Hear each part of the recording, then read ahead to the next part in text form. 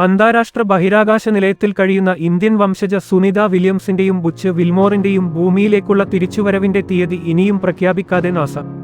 Boeing സ്റ്റാർലൈനറിന്റെ ഭൂമിയിലേക്കുള്ള മടക്കത്തിന്റെ നടപടിക്രമങ്ങളിൽ പുരോഗതിയുണ്ടെങ്കിലും മടങ്ങിവരവിന്റെ തീയതി NASA വാർത്താ സമ്മേളനത്തിൽ വ്യക്തമാക്കിയില്ല.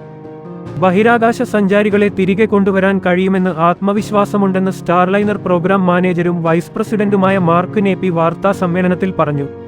അവരെ സുരക്ഷിതമായി തിരിച്ചേക്കുന്നതിൽ ശ്രദ്ധ കേന്ദ്രീകരിക്കേണ്ട സമയമാണിതെന്നും നേപ്പി കൂട്ടിച്ചേർത്തു. ആഗസ്റ്റ് മാസത്തോടെ ഇക്കാര്യത്തിൽ നാസ അന്തിമ തീരുമാനം അറിയിക്കുക എന്നാണ് പുറത്തുവരുന്ന വിവരം. ബോയിങ് സ്റ്റാർലൈനർ ക്യാപ്സ്യൂളുമായി ബന്ധപ്പെട്ട പ്രശ്നങ്ങൾ കാരണമാണ് ഇരുവർക്കും അന്താരാഷ്ട്ര ബഹിരാകാശ നിലയത്തിൽ നിന്ന് മടങ്ങാൻ സാധിക്കാത്തത്. സ്റ്റാർലൈനർ പേടകത്തിന്റെ ത്രസ്റ്ററുകൾക്കുണ്ടായ തകരാറും ഹീലിയം ചോർച്ചയും ഇരുവരുടെയും ദൗത്യം നീട്ടിക്കൊണ്ടുപോയി. വിൽമോറിനെയും സുനിത വില്യംസിനെയും സ്റ്റാർലൈനറിൽ തന്നെ തിരികെ കൊണ്ടുവരുന്നതാണ് പ്രാഥമിക ലക്ഷ്യമെന്ന് നാസ വ്യക്തമാക്കിയിട്ടുണ്ട്.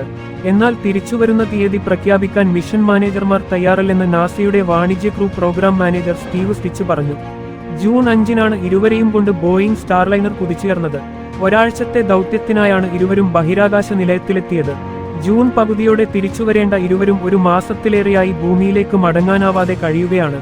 അതേസമയം ഭൂമിയിലേക്ക് സുരക്ഷിതമായി തിരിച്ചെത്താൻ സാധിക്കുമെന്നാണ് പ്രതീക്ഷിക്കുന്നതെന്ന് സുനിത വില്യംസും ബുച്ച് വിൽമോറും ബഹിരാകാശ നിലയത്തിൽ വെച്ച് നടത്തിയ വാർത്താ സമ്മേളനത്തിൽ പറഞ്ഞിരുന്നു.